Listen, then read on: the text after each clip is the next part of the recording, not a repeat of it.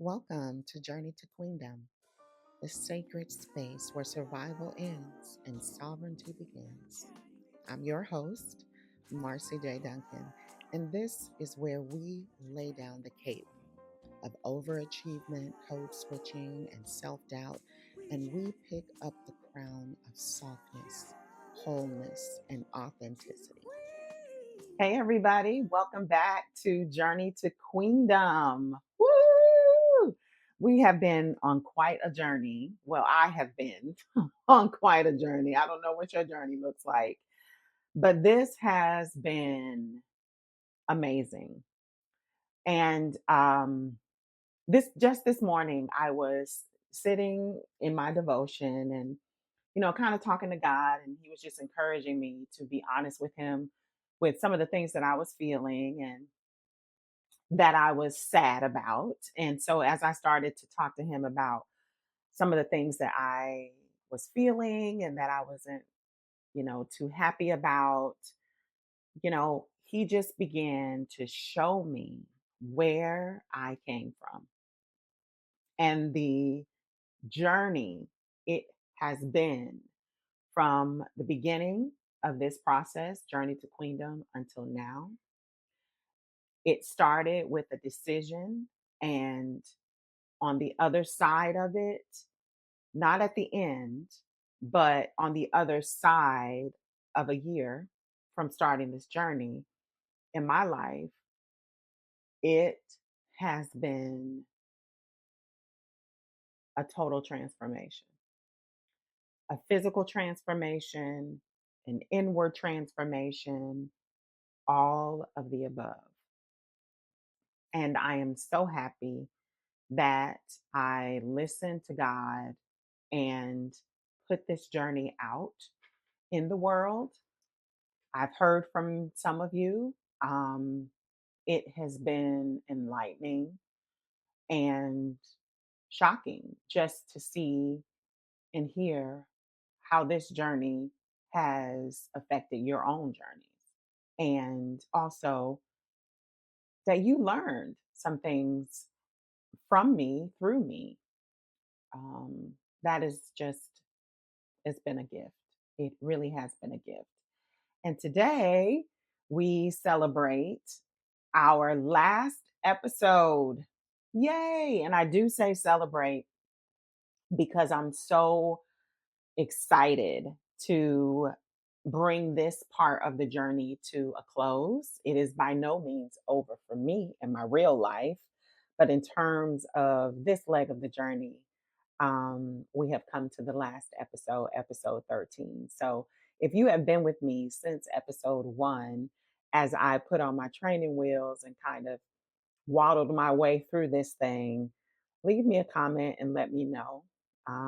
Tell me um, that you have listened to all 13 episodes. And wherever you are in your journey and finding Journey to Queendom podcast, I welcome you and I thank you for taking the time to spend with me. And I just want you to know that I'm truly grateful. Okay, let's check in. How are you doing? How are you doing? Now, the last time we spoke, um, we talked about our journey with God and really linking in and deciding to be consistent in our daily time with our Creator, just showing up. And as you show up in your spiritual practice, you show up for yourself. That's you showing up for yourself. I cannot tell you how beneficial it has been in my life to spend more time with God this year. My goal was to do it every single day. Did I do it every single day? No. But I will say that I did it more than I didn't. And even in that, I have seen a tremendous transformation in my spiritual life, in my life, my day-to-day practice, the way I think about things. It's amazing how my perspective has changed and morphed just by spending more time with my Creator. And I just want to check in to see how you're doing. to see what your process is like. If you've fallen off, I encourage you to get back on. Or if you haven't started yet, I encourage you to develop your own practice that is good and special to you. I have things that I do, but you and I are very different. And so I encourage you to develop and create that process for yourselves. So just want to check in to make sure you're okay and you're doing well and you're still committing to your year where you take care of you. All right, let's get into today's episode. Listen, this journey to queendom is not for the weak. It is not for the weak. Making a commitment to prioritize you, and not only a commitment, but a disciplined practice to prioritize you. And prioritizing you is already a rebellious act in this culture, right? Like this culture is not set up or is not beneficial if you're a person who is trying to discover and get back to you. This culture, especially for women and more particularly for Black women, is set up in such a way that requires you sacrifice yourself for that of others, right?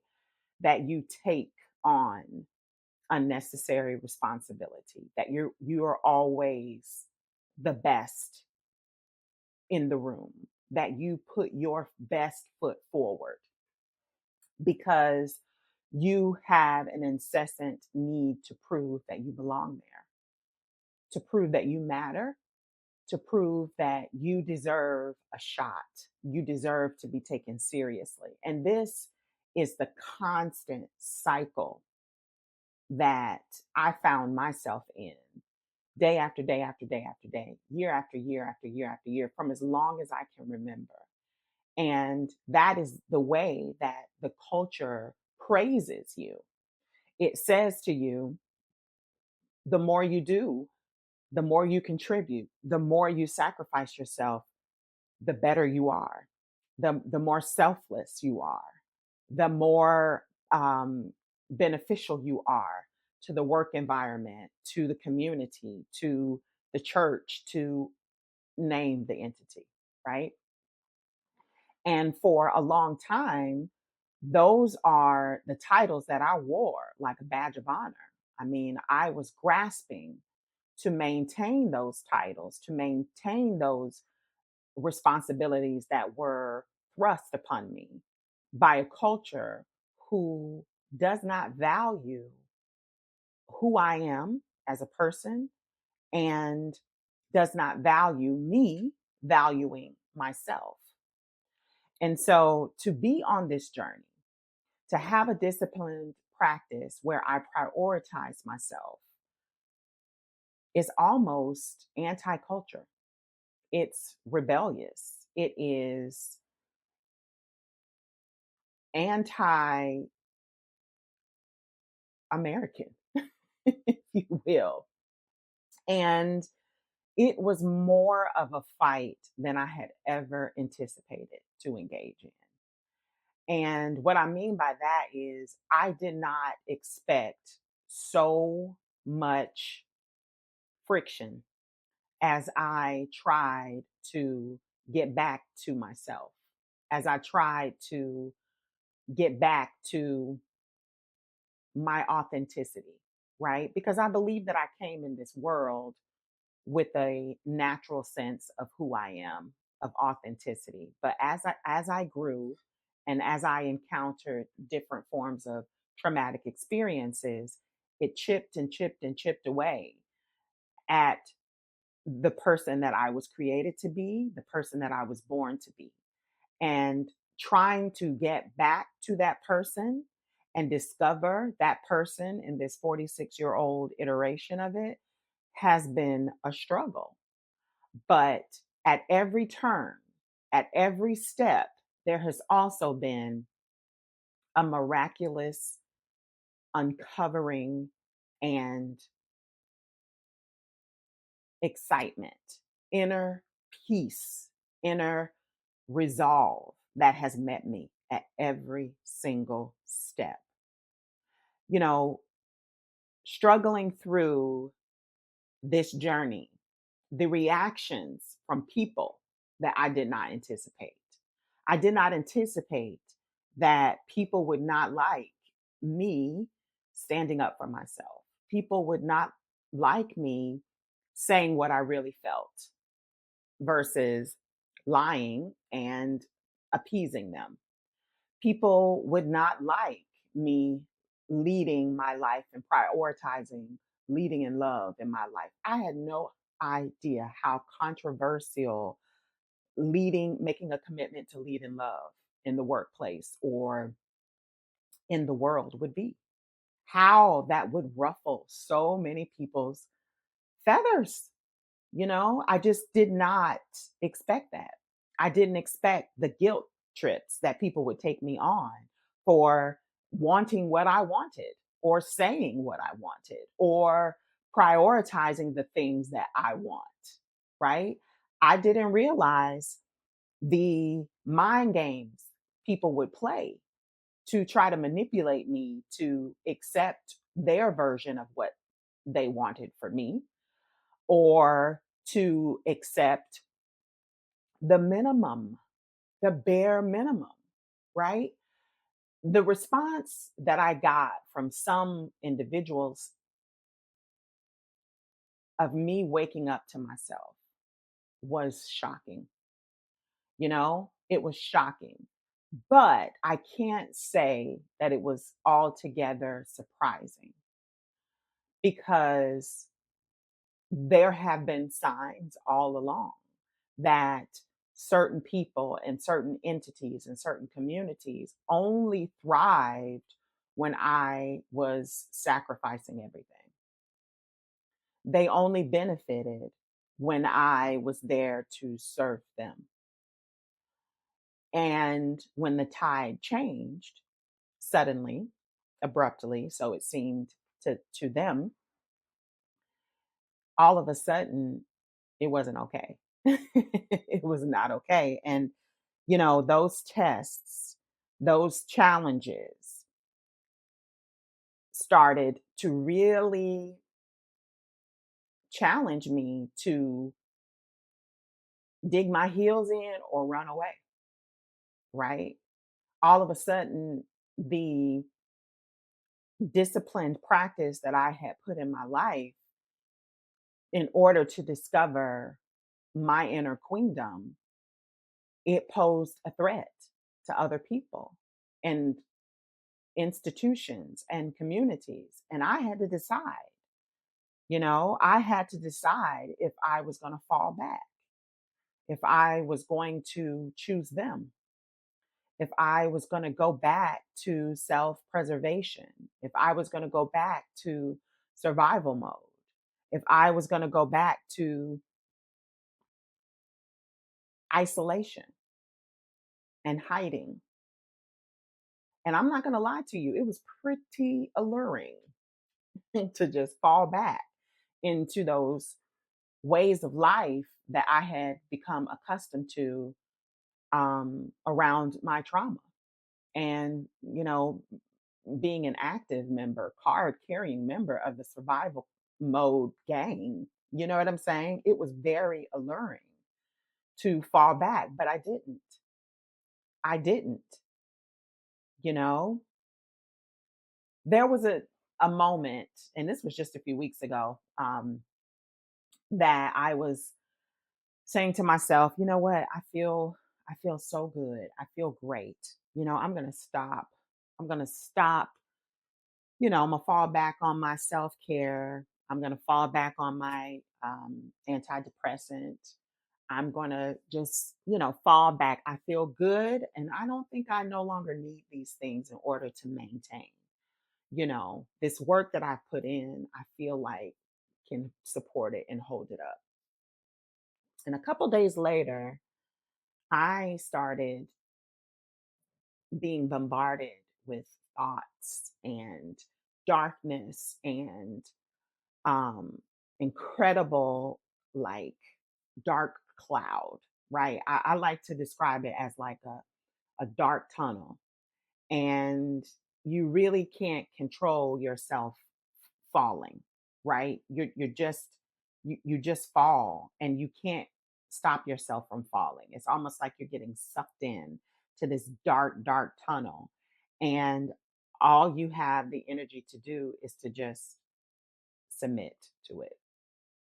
And then you start to isolate, and then you start to get lost in your thoughts in the darkness, and then you start to become a shell of yourself, and it just goes on and on and on and on and on. And I remember thinking to myself at the very beginning of this descent, I started to feel, I was like, God, I know this feeling. I know this feeling. I haven't felt it in a long time. I know it. It is familiar to me. But now I know that I can come to you and say, help me, help me, help me before I'm sucked down to the bottom of this tunnel and I no longer desire to get out. Help me now. And I remember God just very sweetly whispering to me, take your medicine.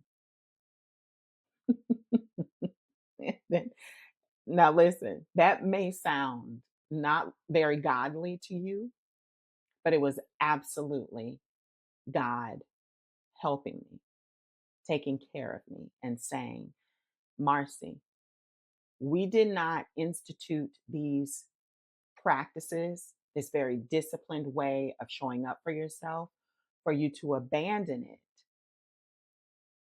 and go back. Now, you may not see it as going back, but you also have to see that the work that you put in was me saying to you, take care of yourself. This is also a very holy practice, right?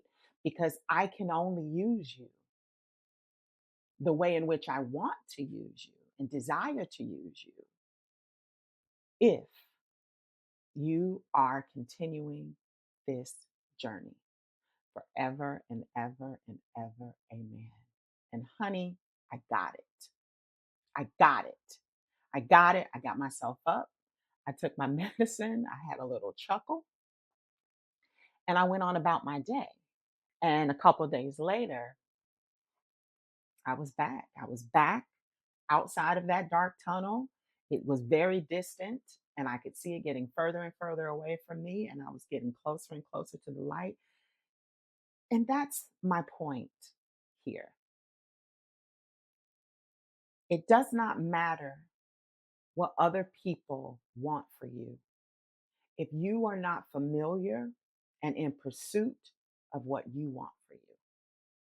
Because until you start being honest with yourself, we can't even factor God in the mix, right? You have to start being honest with who you are and where you are, right? And that takes prioritizing yourself.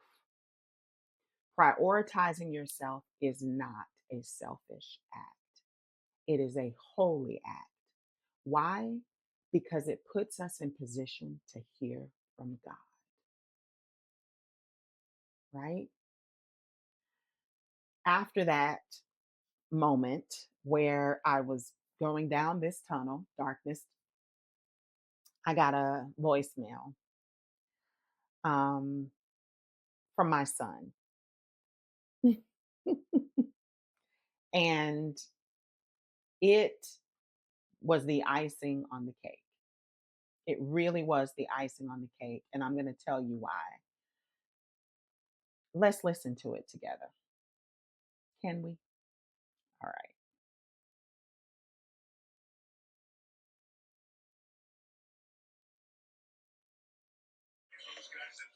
I just want to tell you how proud I am of you, man. You're looking good. Look like you're feeling good. You're doing good, man, right now, man. And I just love how that look on you right now. You know what I'm saying? So, keep doing your thing as I know you're gonna do. I just wanted to let you know real quick. I was just thinking about you. I love you, man. I love you to life. You know what I'm saying?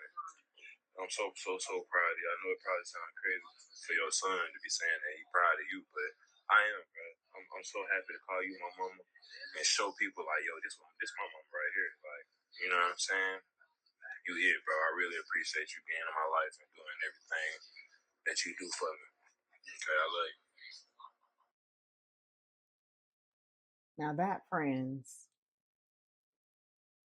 that took my breath away. That took my breath away.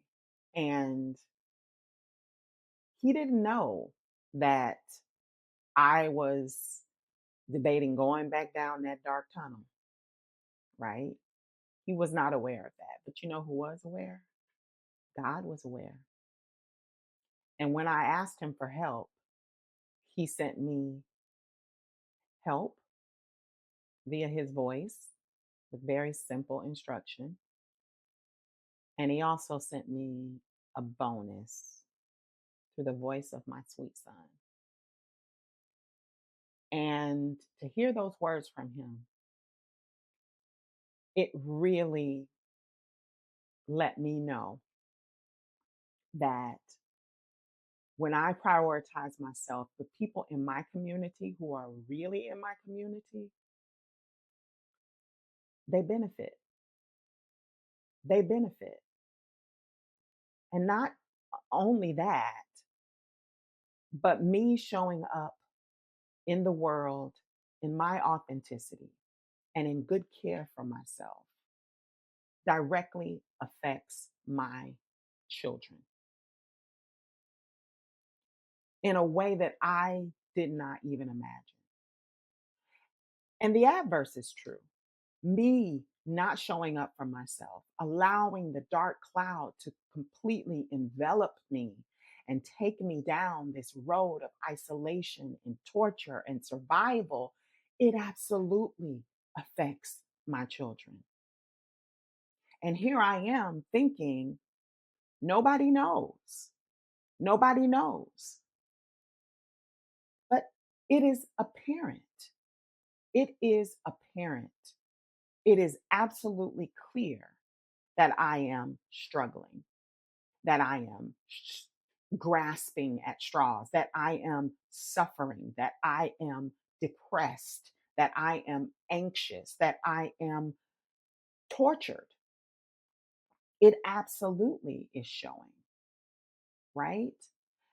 And so, as I make the decision to continue to show up in the world, it affects my community and everybody that I engage with. Okay, so just to review, what are the things that changed in my life over this almost a year of being on this journey to queendom? Well, I went to therapy and I started to very specifically deal with my childhood trauma, my work trauma, my sadness, and my ever present anger. Very deliberately. I also made a decision to meet with God every day that was possible. Every day. Made a commitment to show up to my spiritual practice on a day to day basis, to be deliberate and intentional in hearing from Him and aligning my walk with His Word.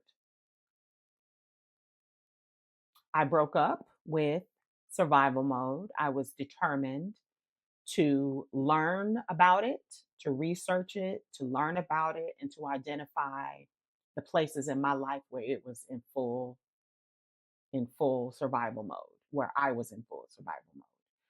And I very deliberately started to disassociate from those things, to unsubscribe. I made a commitment to discover my authenticity.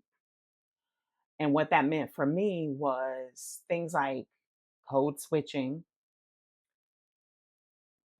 to stop feeling the need to fix myself to be palatable for other people. I realized through therapy that that was one of the things that was present in my life. And I decided to stop doing it. I decided to stop laughing when nothing was funny. I decided to stop agreeing when I disagreed. I decided to stop lying to be palatable for other people or to fit other people's opinions. I decided to stop selling myself short in order to help other people feel good about themselves. I decided to stop shrinking. I decided to give myself permission to be fabulous, to be extra, to be exceptional, to be talented, to be aware. I decided to start asking for help. I discovered that in my research with survival mode that asking for help was to me a signal that I could not do it on my own, that I was incapable. And if I was incapable, then I wasn't worthy. And so I decided to receive help. I decided to receive care. And I decided that I was no longer going to be the fixer in the room. I was no longer going to be the leader of every task force. I was no longer going to offer myself first. I was going to release the responsibility to take responsibility for every single thing and every single person. And you know what happened? As I started to do these things, there was a femininity that started to erupt from me that I did not even know was there. I always said, and I've said this in previous episodes, that I operated in my masculine energy a lot. And I did. But as I started to really intentionally go through these things in my life intentionally, I started to experience these urges and these awarenesses and these proclivities and these sensitivities that I really didn't know were on the inside of me. And it tickled me because I started liking certain things that I said I never liked before. I started having desires that I didn't have before. I mean, femininity started to sprout from me.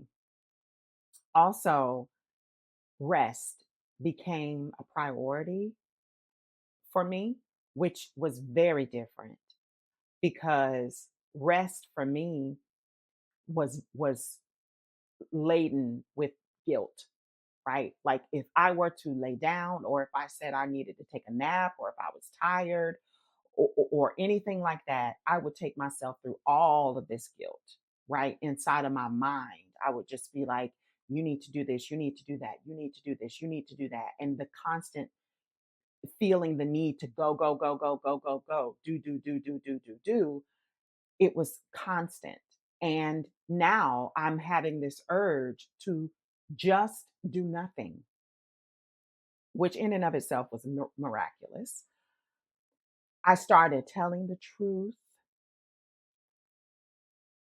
first instead of offering a lie. For example, if I wasn't okay, I would say I wasn't okay. If I didn't want to do something, I would say I didn't want to do it. If I didn't want to go somewhere, I would say, no, I don't want to do that. Transformational.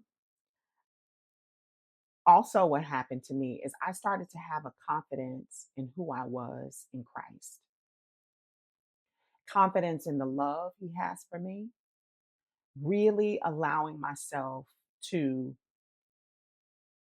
feel the love of God, the all consuming love of God, unconditional love of God.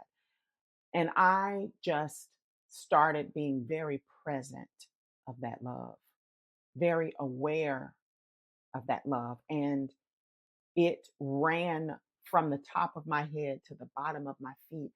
And I started to show up differently in places. Like, I belong here. Like, I have every right to be here like anybody else.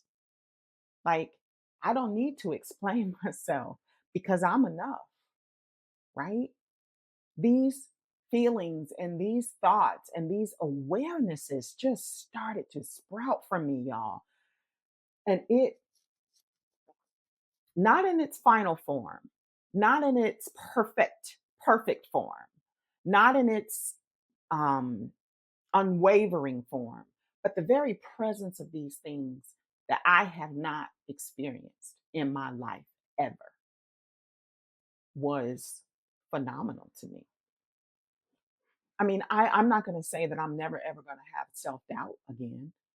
I'm not going to say that I'm never going to feel unworthy again. But what I can say is I know the sensation of the truth in my body and in my mind and in my heart and in my spirit. It's there. So I can find it. Like, I have the awareness of it. Before, there was no awareness.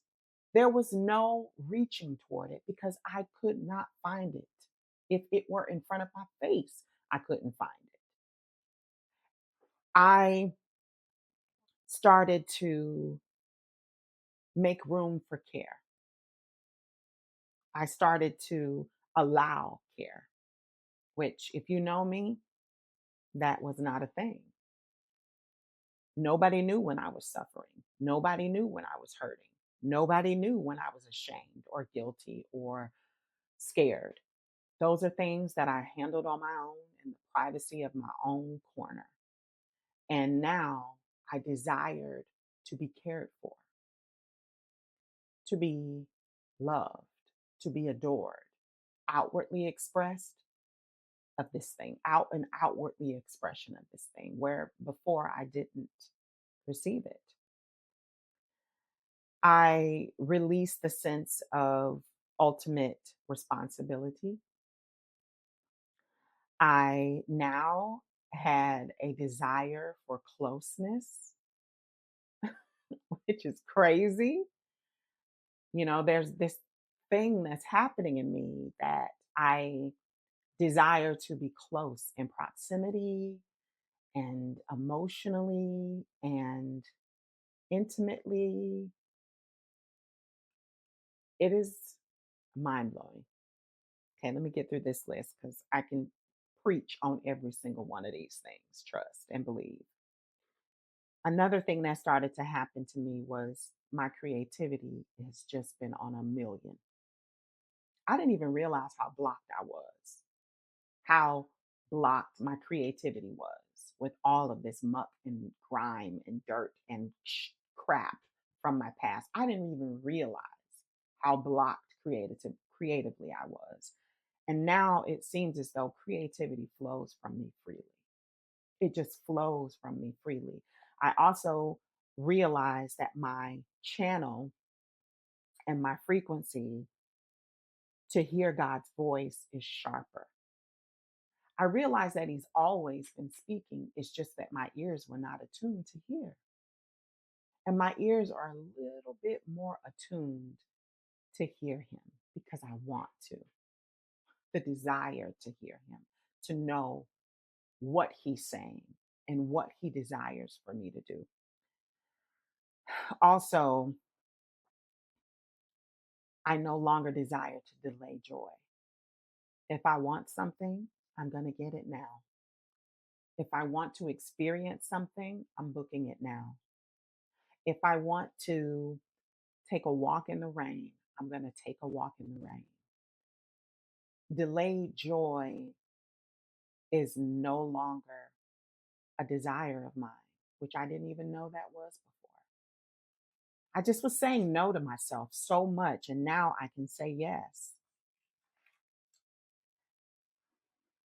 So let this, friends, be an invitation to you. As we come to the end of this year, we're closing up another year, 2025. What can the new year be for you? I'm telling you, this year has bought me so much of myself back. And it's glorious. It's glorious. I'm lighter emotionally. I'm lighter physically. I'm lighter in every way possible. And the world is literally in shambles, but I cannot be more joyful and peaceful and encouraged and excited. And I know that's because of the work. I know it is. Listen, we do not exist in this world to take on the weight of this world. That is not what we were created for. We were created to live in abundance. And I'm not just talking about materialistically, because when you get a taste of emotional and spiritual abundance, you don't want nothing else. Nothing else can satisfy like God can satisfy. There was a time this year, it was very much plant the seeds, Marci, plant the seeds, plant the seeds. And I am starting to gather in the harvest now. I invested, I am investing because it's a continual journey. As I shared with you, my desire to go back because it's easier, and the help I received in getting back on track. I invite you. It's time, y'all. It's time to change the frequency of your life. It's time for you to experience joy that isn't contingent upon circumstance or situation or things always going your way. This joy has nothing to do with any of those things. It's time to show up for yourself. Believe it or not, friends, it's up to you. It's up to you. It's up to you to put down that cape and pick up your crown. I just want to pray. Father, I thank you so much for this opportunity to share the goodness of the Lord and what you have done in my life and how you have shown me that prioritizing myself is a holy act and one that you most certainly endorse. And not only do you endorse it, but you will help. And I thank you for your constant help, your constant care, your constant love and affection toward your children. I am so grateful that I am a direct benefactor. I am so grateful that my children will be direct benefactors, that my husband, my communities, my students, they all will be direct benefactors of the transformation that you are doing in my life. And I pray for those listening that they have the courage to make the choice to choose themselves today, in whatever iteration that may be. Show them, help them, love them, comfort them, just as you did for me. In Jesus' name I pray. Amen. See you next season. Hey guys, just in case you didn't know, there is a workbook that is a companion to this podcast. Check it out in the show notes. You are going to love it.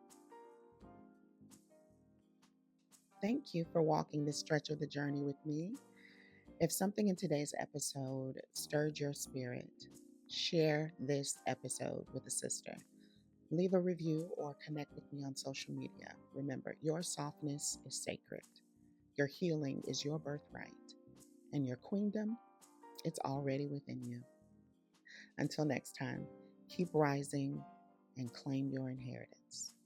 This podcast was brought to you by Artist at Play, nurturing the artist within.